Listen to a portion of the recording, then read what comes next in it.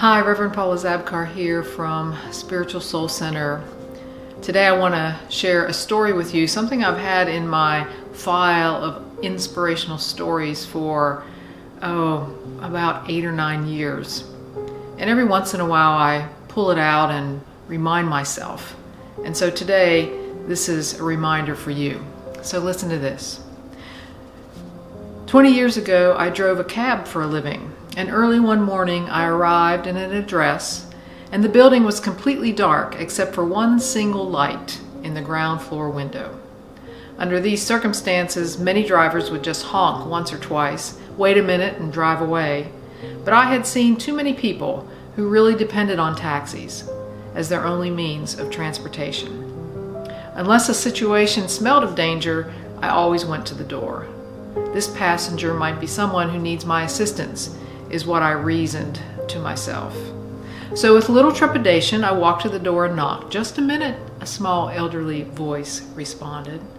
I could hear something being dragged across the floor, and after a long pause, the door opened. A small woman, looking to be about 80, stood before me. She was wearing a bright print dress and a pillbox hat with a veil pinned on it, like someone in a 1940s movie. By her side was a small nylon suitcase. As I glanced around, it appeared that no one had lived there for years. All the furniture was covered in sheets, and there were no clocks or pictures or knickknacks. In the corner was a box with what appeared to be filled with photos and glassware. "Would you carry my bag to the car, please?" she asked. I took the bag to the cab, then returned to assist her down the stairs and into the cab. She took my arm, and as we slowly walked to the cab, she kept thanking me for my kindness. "It's nothing," I said. "I just treat people the same way I would want my mother treated." "Oh, you're such a nice man," she said. When we got into the cab, she gave me an address and asked, Would you take me through the downtown way?" "It's not the shortest way," I said. "Oh, I don't mind. I'm in no hurry, young man. I'm on my way to a hospice."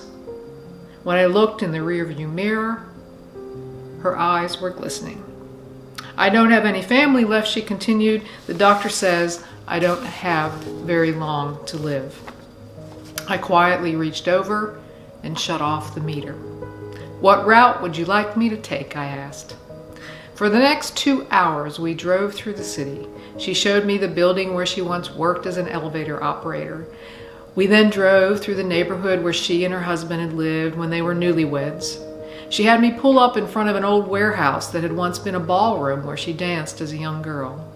Sometimes she asked me to slow in front of a building or a street corner, and she would sit, staring into the darkness, saying nothing.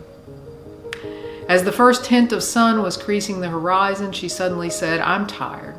Let's go now." We drove in silence to the address she had given me. It was a low building with a driveway that passed under a portico.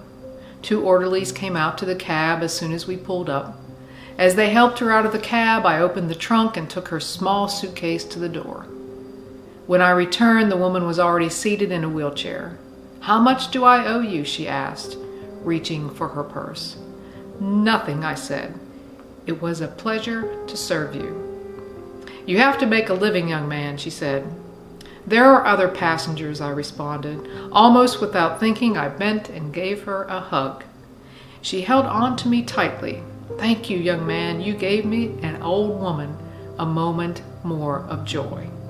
I squeezed her hand, then walked into the early morning dawn. I drove, lost in thought, the rest of the day. Later that day, I thought, I don't think I have ever done anything more important or more rewarding in my life. You see, we are conditioned to think that our lives revolve around great moments, but great moments often catch us unaware, beautifully wrapped in small, unassuming packages.